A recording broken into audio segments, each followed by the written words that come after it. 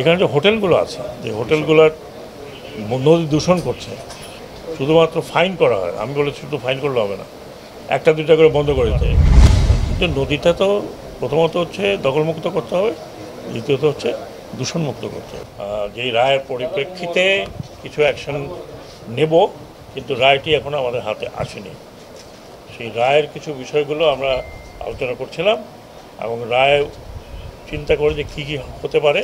কারণ আগেও কিছু রায় ছিল, এটা বিএসএ হবে না আরএসএ হবে, এটা কি বলছে, তো ওগুলোর প্রস্তুতি যে বিএসএ হলে আমরা কীভাবে সার্ভেটা করব, আরএস হলে কীভাবে সার্ভেটা করব।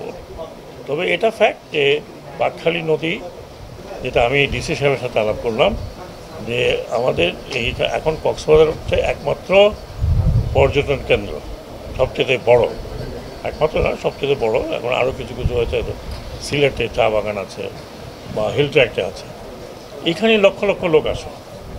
আগামী সেপ্টেম্বর থেকেই অনেক লোক আসবে, যেই জন্য এতগুলো হোটেল তৈরি হয়ে আছে।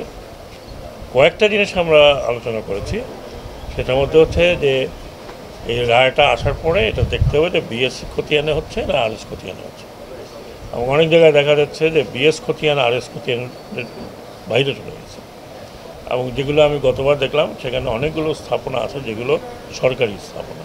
যেমন রাস্তা আছে, রাস্তাতে এখন আরএস করলে পরে দেখা যাবে যে রাস্তা ঢুকে গেছে, আবার বিএস করলে দেখা যাবে যে রাস্তা ঢুকে নাই।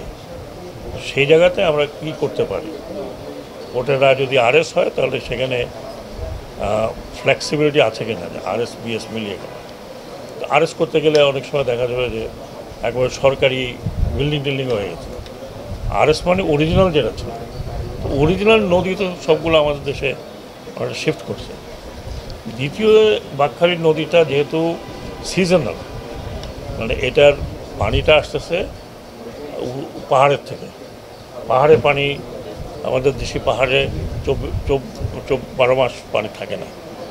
বর্ষার সময় তো পানি বেশি থাকে, শীতের সময় একটু কম থাকে। এর মধ্যে একটা প্রবলেম আমাদের সাথে আমরা আলোচনা করলাম, সেটা হচ্ছে রাবার ড্যামটার কারণে সিল্ট পড়ছে, সেটা ওই ড্রেজিং করতে হবে। বাঁকখালীর মুখটাও আমাকে ডিসি সাহেব বলেন এখানেও একটু ড্রেজিংয়ের প্রয়োজন আছে। আমরা একটা ড্রেজার বেস এখানে তৈরি করার স্থাপনা করার জন্য সবই আমাদের পরিকল্পনা সব রেডি আছে, শুধু জায়গা ছিল না, যেটা জায়গা ডিসি এখন আমাদেরকে দিয়েছেন ড্রেজার বেসের জন্য জায়গা। সেই ড্রেজার বেসের কাজগুলো শুরু হবে খুব তাড়াতাড়ি। একই সাথে এখানে যে হোটেলগুলো আছে, যে হোটেলগুলোর নদী দূষণ করছে, তাদেরকে ওই আমাদের পরিবেশ মন্ত্রণালয় থেকে শুধুমাত্র ফাইন করা হয়। আমি বলেছি শুধু ফাইন করলে হবে না, একটা দুইটা করে বন্ধ করে দিতে হবে। কারণ বছরের পর বছর তারা ফাইন দিয়ে যাচ্ছে, 2 লক্ষ 4 লক্ষ টাকা ফাইন দিতে কোনো অসুবিধা নেই। কিন্তু এই এতগুলো হোটেল সবগুলো হয় সমুদ্রে চলে যাচ্ছে, না হয় এইসব নদীতে আসছে। যেমন ঢাকা শহরে বুড়িগঙ্গার নদীর পাড়ে গেলে আর 1 মাস থেকে তীব্র একটা গন্ধ শুরু হবে, দুর্গন্ধ।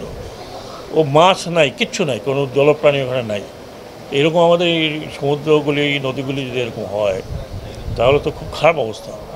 আমরা এটাও বলেছি যে ভবিষ্যতে এই নদীতেও আপনারা যাতে পর্যটনের কিছু ব্যবস্থা করা যায় কিনা, এই যেমন ইয়ট থাকতে পারে, নৌকা থাকতে পারে, নৌ ভ্রমণ হতে পারে।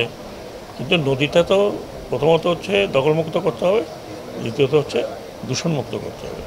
এইগুলো নিয়েই আলোচনা হয়েছে, কীভাবে কবে কখন করা যায়, রায় কি আসবে, রায় যদি স্পেসিফিক থাকে ভালো, না হলে ক্লিয়ারিফিকেশন চাইতে হবে ইত্যাদি ইত্যাদি।